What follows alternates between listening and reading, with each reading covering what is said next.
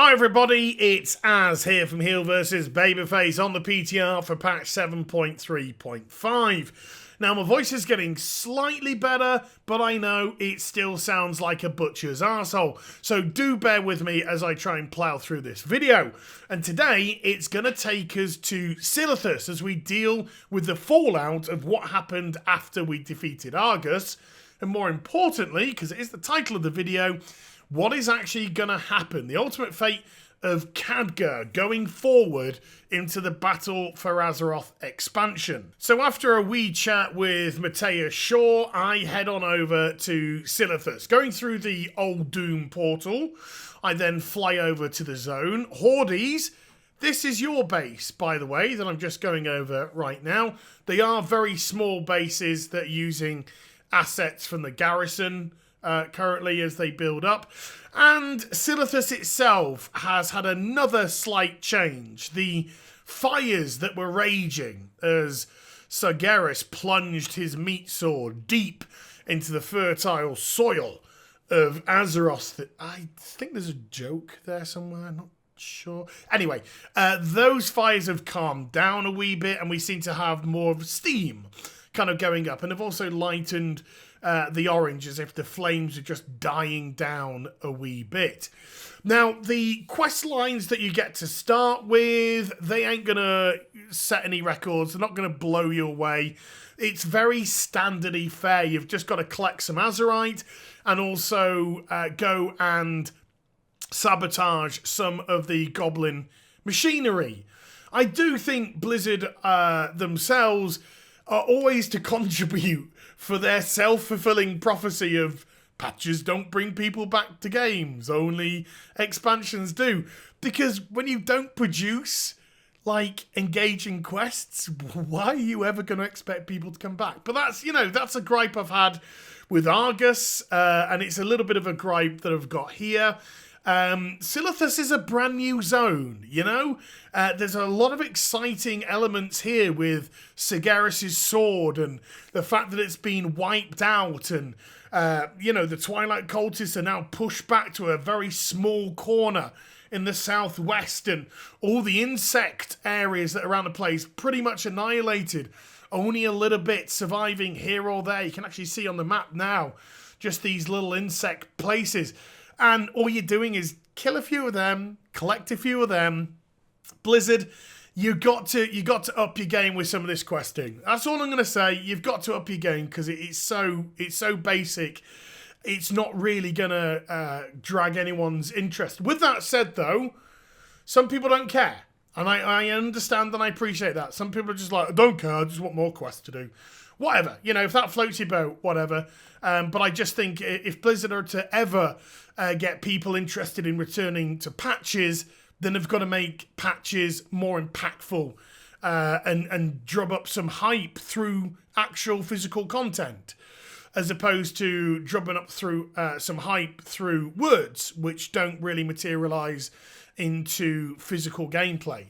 There you go. There's my deep and meaningful section of the day.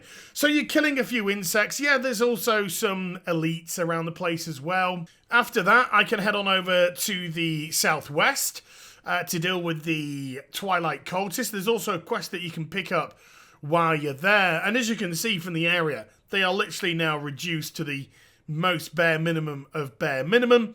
There are normally some more cultists around the place, but you only need at the moment on the PTR 2 or 3 people to be here and they can clear out the area in moments.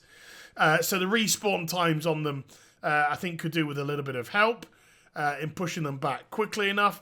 And this guy here is not even an elite, just a regular mob. Dispatch him, grab his head, and that's that really. So again, nothing to really write home about. You can just kill the regular Twilight Cultist for the silk. And then once you've collected all the silk, the quest is handing in straight where you picked it up. And yeah, Kelsurprise, he wanted the silk to wipe his bum. No, seriously. That's the payoff. The payoff is it's toilet paper. So, once we're dealt with that, then we can get on with the Archmage Khadgar stuff, as Khadgar has arrived at the base and he wishes to speak to us. Now, I gotta confess, every time I deal with Archmage Khadgar now, I think... Wait! Traitor! Pretty much that. And then when you speak to him, he's got a fair bit to say about going forward for the next expansion. Sargeras has left a scar upon our world, as a scar that will not soon heal. It appears that the scars between the Alliance and Horde have yet to heal as well. Too many lives have already been lost fighting to save Azeroth from destruction. I will not stay and watch this world lose more. I have a request for you before I go.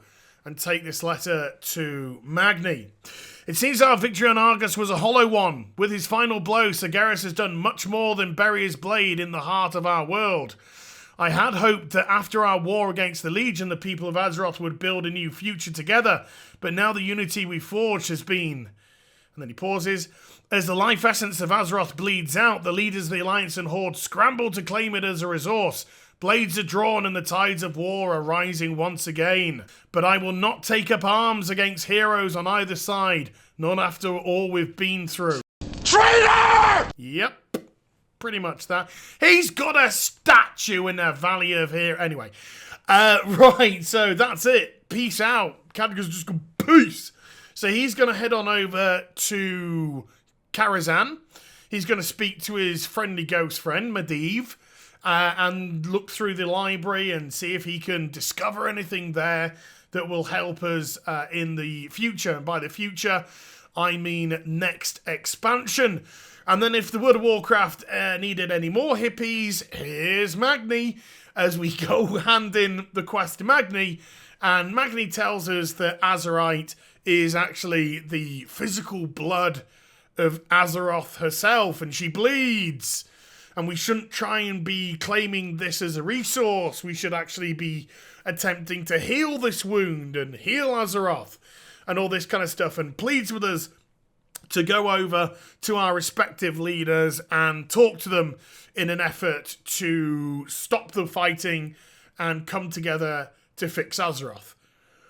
But as you can tell, we still haven't had the expansion yet, so clearly that's not going to happen. The Horde and the Alliance aren't going to listen to our pleas, which leads us to another interesting conundrum, which I, again, very much doubt is going to be dealt with.